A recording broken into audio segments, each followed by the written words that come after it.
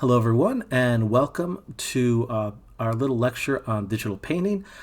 So what we're going to be doing today is we're going to be taking video one of several different videos on the topics of digital painting. Now the main elements we're going to be focusing on is going to be setting up your canvas and Photoshop UI. We're going to be using vector tools to create basic shapes such as ellipse, rectangle, pen tool, etc. And I also want to show how we can go beyond that using Photoshop tools and brushes to add more detail and so on. Simple shading and lighting, and some miscellaneous elements that you might find that could be useful for this particular lecture. So let's get down to business. Big thing that would be ideal if you can is to definitely get a Wacom tablet, as most cases, especially with the ones that we use in the classroom, these are pretty good deals as they don't cost a lot of money, but still relatively professional grade. And if you can get your hands on one of these, that's great. That being said, we did go to a online model pretty quickly, so I won't expect anyone to actually have one of these yet. And that's fine. The way that I've set up this class is, again, that we could basically run with a mouse and keyboard. So if you don't have a Wacom tablet or stylus, you don't need to worry, you're all set. You do need the Creative Cloud to be able to go any further though, so please keep that in mind. Now, that being said, and I'm going to give you a little bit of an idea of what we're going to be doing for the assignment. That's basically going to be going in one of three directions. And by the way, this is going to be on Blackboard a little bit later, if not already up. But basically the assignment is going to be one of three different directions. The first one would be still life for beginners, a portrait for anyone who might be intermediate, and landscape for anyone who might feel that they've done digital painting before and they want something advanced. I would strongly recommend, considering that we might not have access to Wacom tablets, to go for the still life. I think that would be a good one for most people to go with. So that's basically, again, going to be our main focus. So if you want to know what each of these would look like, the still life would be something like this, where we basically could take elements that have relatively simpler forms and just try to get as close to the look as you could see here as possible. So for example, you'll see a lot of fruits, you'll see elements like pottery, you might see glasses, you might see tea and coffee dispense kettles and such like that. But again, they're usually kept relatively simple, so you can get used to how the tools work. But just because I say simple doesn't necessarily mean easy, although ironically there is an easy area over here. Now, if you want to go a little bit more complex, you can go with a human portrait like what we're seeing over here. I would strongly recommend when you're searching these, although it's pretty safe right here, to always keep the safe search on when you're doing this. But again, if you see a portrait like something like so, this would be something you could try yourself, and you don't necessarily need to just be limited to just human portraits. As you saw previously, I also put in animal portraits like so. So that's a different direction you could go in if you want to. I would even be accepting people who want to make their own characters, something that's more cartoony or art-like. So if you want to go that route, that is also an option you can try. So let's see what we get here. Cartoon portrait. Yeah, so something like this would also be okay. The only reason why I didn't put this as the first option is because we have done stuff like this before, but there is one difference, and a pretty big one too, compared to what we did previously. The big difference is, unlike before where you were tracing, you're going to be doing these completely freehand. I'd much rather you give it your best shot as a freehand type than to try and trace it in this case. You will get more points. Now, again, for the more difficult route, and again, I would only recommend this if you have a Wacom tablet and stylus, is the landscape. And this could be done something more nature, this could be an urban landscape, just something that's more outdoors and kind of seeing a larger area like so. But again, when it comes to the assignment itself, you are only required to do one of these. All the information you need in terms of what's required can be found in each of these parts. I just want to show you a little preview of what you could do with these. Now the rubrics that's going to be for this is going to be Photoshop tools and UI use, the subject matter and replication. In other words, how close can you get? I'm going to be honest, as long as you give it your best effort, you should do okay. Sorry about the bell there. And just the effort that's put in. Just put in the good effort, you should be fine.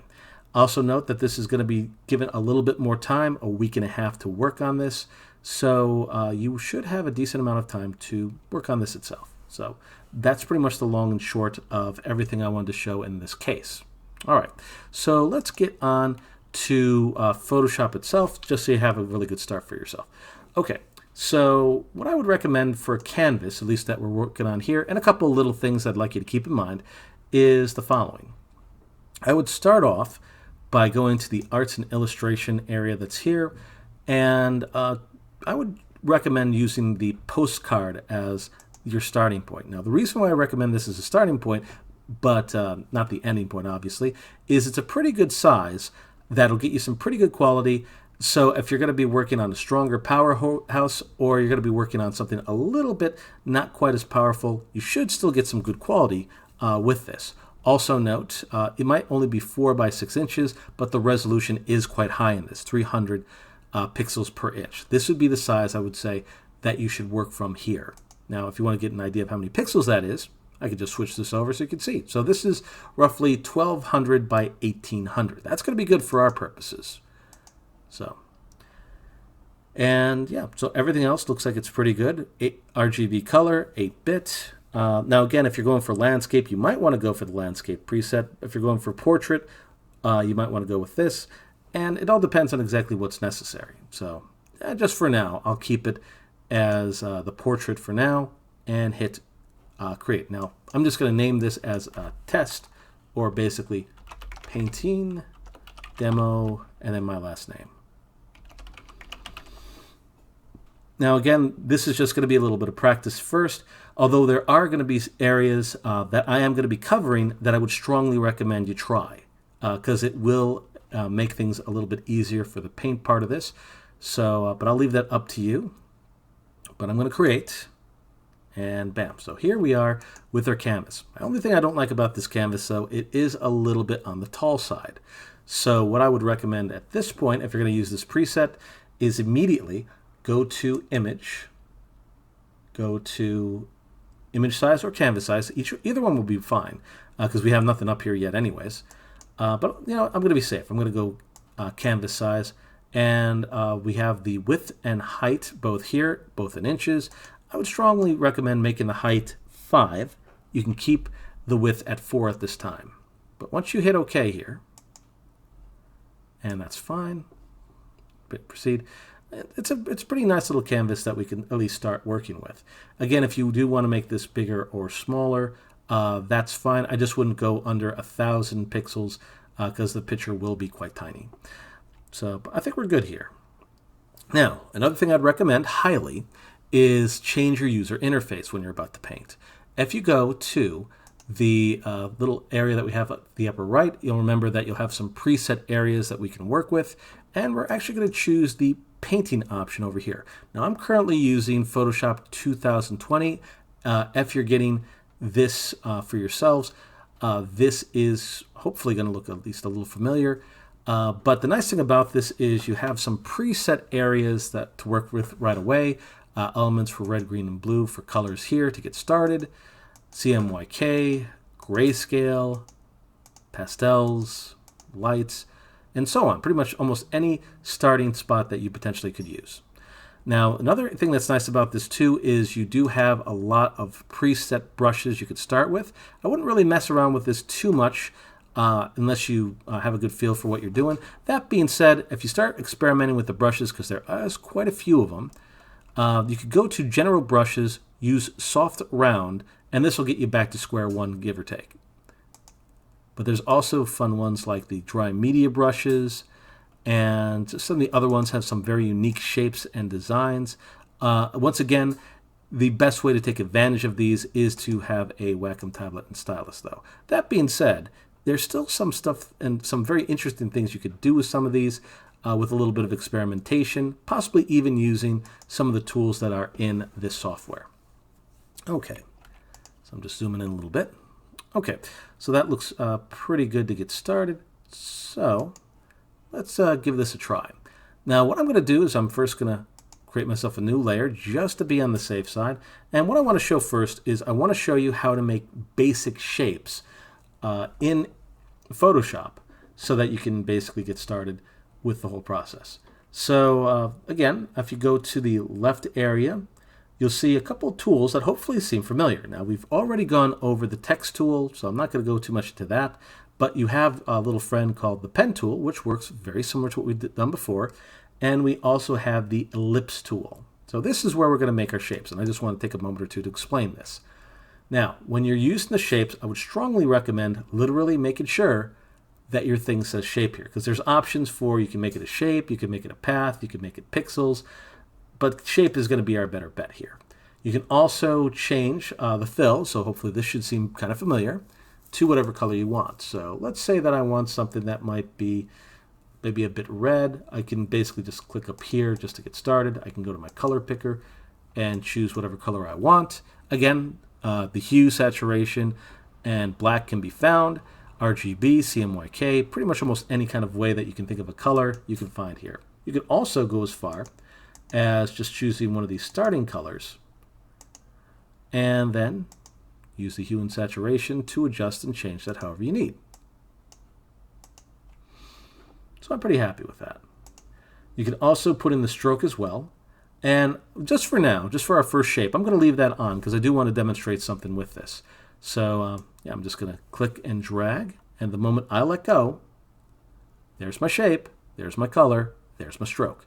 Now, one thing to keep in mind with this, unlike Illustrator, if you were to make the actual stroke bigger, it doesn't actually go beyond the actual little area that's over here. So, and up where before Illustrator had that expand from the center, this goes inwards a little bit. So that could be a little strange when you're doing this for the first time. I would strongly recommend, however, to turn off the stroke unless you have a game plan. But once that's done, I can use the white arrow to actually select very specific spots. And it's going to say this will turn it into a live shape, into a regular path. Do I want to continue? Yes, I do. And yeah, I can move this around and make adjustments and changes depending on what my needs are. And I could even add more points similar to what we did with Illustrator. So this lecture will assume that everyone here has a basic knowledge on how Illustrator works. So if I went to my little pen tool over here, I can add more points just by going to the pen tool, getting the little drop down over here, and add the points where necessary. And then use my white arrow, similar to what we had before. This is again called the direct selection tool. And I can adjust this however I need to. So you'll find that if you can work well with the basic geometry that's here, and again, it gives you all, if not all, most of the ones with the exception of the star, as you can see, that we had previously in Illustrator. Now, of course, it doesn't have everything in Illustrator. Otherwise, why bother having two different softwares? Kidding aside. But yeah, this is basically how you can get started with a good chunk of your shapes. Now, again, if you do need something that's a little bit more customable, this does have the pen tool. And just a little refresher on this. You can just quick click any area to get these corners. Click and drag to get rounder parts. And if you need to change any of those corners, again, this does have the convert point tool, which basically allows you to click and drag to basically get rounder areas like so, or give it a quick click. I'll do that over here to make that into a corner. That is if you need to. Again, if you have the option to, I probably would use the brush more than trying to make your shapes this way. But if you have to start with the pen, with the mouse instead of the pen and such, the pen tool over here does work quite nicely, at least to get started. You also have the curvature tool for those who prefer that, and as you can see, it does work in a very similar fashion. Basically, I can get around like so, and then I can make adjustments and changes after the fact. So that does make this a lot easier. And you'll also notice that anytime you make a new shape, it does put it on a new layer. So that does make that very convenient. So at the very least, the way that you would start this is quite similar to what you've done previously. Now, to kind of go beyond what we have here, I would strongly recommend eventually turning these into rasters, because right now these are all vector elements. And again, if you need to change the color, you could actually select the shape here, or actually better yet, hit the direct selection. Yep. And I should be able to select any color that I have. Of course, it helps if you make sure you have the right layer selected. Yep, there we go. There we are. And you could even bring your stroke back if necessary. But if you want to take advantage of certain other elements, like for example, filters and some of the other options that are here, like eraser, and even the smudge tool, you're going to eventually need to make this into a raster image. So I would say to do that, right click, and there should be an option here called Rasterize Layer. And this should actually seem familiar because we actually did work with this before with our photographs when we just imported our pictures using the place. But you can use the Rasterize image layer over here, and it changes it into a layer that you can adjust by, again, using the eraser. Actually, just put a little eye in here. There we are. Cool. You could even use the filters in here. So for example, if I went to the blur option, and this is going to be helpful a little bit later, by the way, Gaussian blur, I can turn that higher to make that very blurry. Or alternatively, and this is something I haven't really shown yet, so this is brand new, you can also use an option called the smudge tool, which is right over here, and literally move elements of your picture. Now just be warned that this does work on a brush. Hardness does have a factor in this. But again, if you need to move something, or if you just need to or basically add a little anti-alias or just a bit of fuzziness to your end, this does work pretty nicely. So I'm going to show that whole process one more time. Again, all the basic shapes were made. I could select whatever shape that I want. Right click, choose the rasterize layer. And again, now that that's done, I can use the black arrow to move this. I can use the eraser to erase a spot or two. Almost looks like a little bit of a strange cat now. I can use the filters however I need to. So if I went to, I'm going to go with just the, instead of the radial blur, I'll go with a motion blur this time.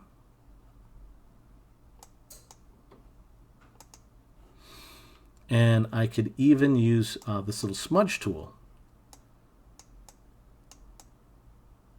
to move certain elements, or to potentially add a little bit of a fade past a certain spot. Also note that the bigger the size, the more of an area that gets changed. Now, of course, this is stuff that we could do pretty easily with the pen tool, but you might find yourself in a situation where you found out that you need to change this after the fact, so it's always good to have a plan B. So that's pretty much most of the stuff I wanted to show here, at least in terms of making your shapes, using the pen tool, and so on. So there's a couple other elements that I would also like to show in here, but since it's getting to about minute 20, I would like to just wrap things up, at least in this video. So the next video that we're going to be doing is we are going to take a look at some of the tools and what you could do with this. And also I'm going to give some tips on how you can approach doing some very simple painting. So hopefully you'll find that while I'm showing everyone the tools, you'll hopefully find that that could be useful for your future projects. So once again, this is video 1. Let's move on to the next.